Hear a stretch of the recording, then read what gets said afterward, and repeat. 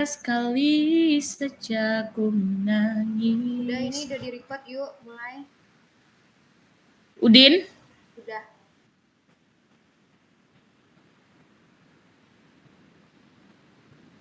Gak mulai-mulai nih kayaknya. Ayo, siapa moderatornya? Udah di-record nih.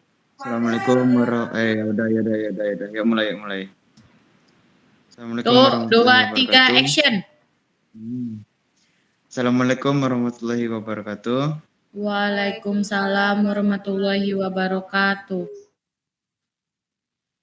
Selamat malam. Perkenalkan, saya Syekh Azib Esa Primadiadi selaku moderator pada malam hari ini. Di sini saya akan memperkenalkan kelompok saya yang terdiri dari Vika Andriani, Windy Alvina, Tiara Okta Afrilia, dan Susi Susilawati. Malam ini kami akan menyajikan materi dengan tema pasien dengan screening dalam epidemiologi penyakit kanker serviks. Materi pertama akan dibacakan oleh Saudari Yaya. Waktu dan tempat. Saudari Tiara. Waktu dan tempat dipersilahkan. Pengertian. Kanker serviks merupakan keganasan yang berasal dari serviks. Serviks merupakan sepertiga bagian bawah uterus, berbentuk silindris, menonjol dan berhubungan dengan vagina melalui ostium uteri externum. Faktor risikonya, penyebab kanker serviks diketahui adalah virus HPV atau Human Papilloma Virus, subtipe onkogenik terutama subtipe 16 dan 18. Faktor risiko terjadinya kanker serviks yaitu aktivitas seksual pada usia muda, berhubungan seksual dengan multi-partner, merokok, mempunyai anak banyak, sosial ekonomi rendah, pemakaian pil KB dengan HPV negatif atau positif, penyakit menular seksual, dan gangguan imunitas. Patofisiologi. Perkembangan kanker invasif berawal dari terjadinya lesi neoplastik pada lapisan epitel serviks, dimulai dari neoplasia intraepitel serviks atau NIS 1, NS 2, NS 3 atau karsinoma in situ atau KIS. Selanjutnya setelah menembus membran basalis, mundur lagi sus.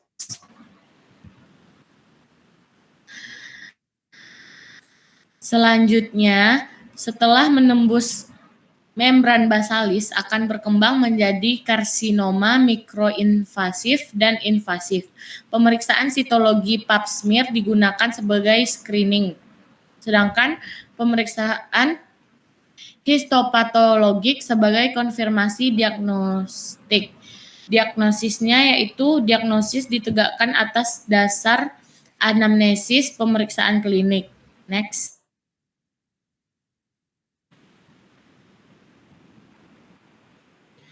Anamnesis dan pemeriksaan fisik. Pada umumnya, lesi prakanker belum memberikan gejala bila telah menjadi kanker invasif. Gejala yang paling umum adalah perdarahan,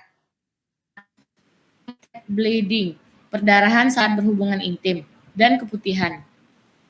Pada stadium lanjut, gejala dapat berkembang menjadi nyeri pinggang atau perut bagian bawah karena desakan tumor di daerah pelvik ke arah lateral sampai erupsi ureter, bahkan sampai oligo atau anuria.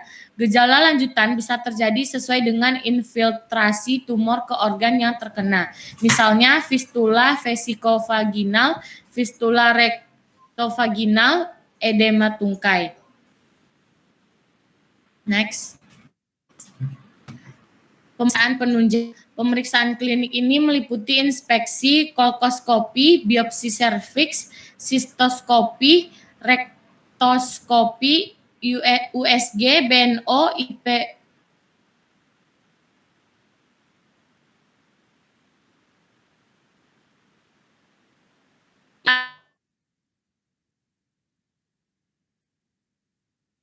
biopsi dan histologik. Konisasi dan amputasi serviks dianggap sebagai pemeriksaan klinik, khusus pemeriksaan sistoskopi dan rektoskopi dilakukan hanya pada kasus dengan stasium IB2 atau lebih. Selanjutnya akan dilanjutkan oleh Syaik.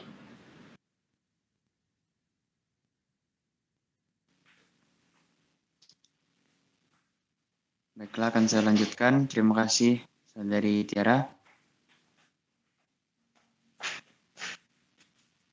Bisa di next, Susi.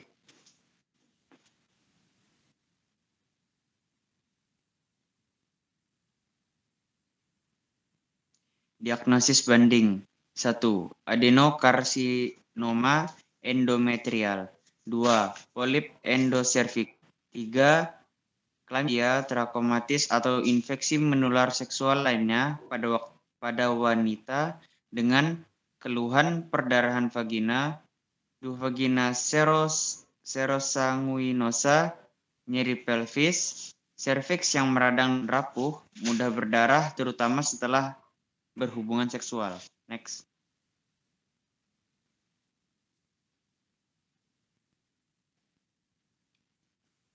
Dukungan nutrisi. Pasien kanker serviks beresiko mengalami malnutrisi atau kaheksia kanker, sehingga perlu mendapat terapi nutrisi adekuat. Gizi, dan apabila hasil screening abnormal atau beresiko malnutrisi, dilanjutkan dengan diagnosa serta tata laksana nutrisi umum dan khusus. Tata laksana nutrisi umum mencakup kebutuhan nutrisi umum termasuk penentuan jalur pemberian nutrisi, farmakoterapi, aktivitas, dan terapi nutrisi operatif.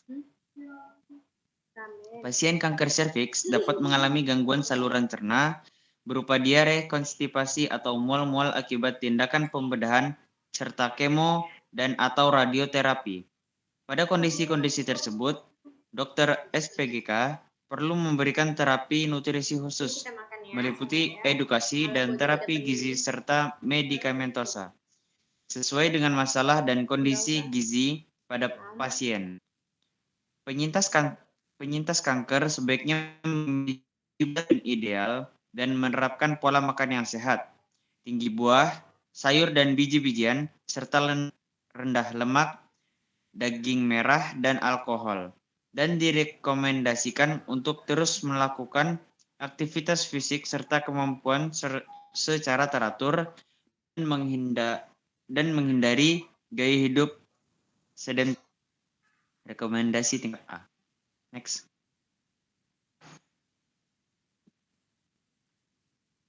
Rehabilitasi medik. Rehabilitasi medik bertujuan untuk mengoptimalkan pengembalian kemampuan fungsi dan aktivitas kehidupan sehari-hari, serta meningkatkan kualitas hidup pasien dengan cara aman dan efektif, sesuai kemampuan fungsional yang ada. Pendekatan rehabilitasi medik dapat diberikan sedini mungkin, sejak sebelum pengobatan definitif diberikan, dan dapat dilakukan pada berbagai tahapan dan pengobatan penyakit yang disesuaikan dengan tujuan penanganan rehabilitasi kanker. Preventif, restorasi, suportif, atau paliatif. Next. Sekian presentasi dari kelompok kami. Apabila ada yang ingin ditanyakan, bisa ditampung terlebih dahulu. Sekian.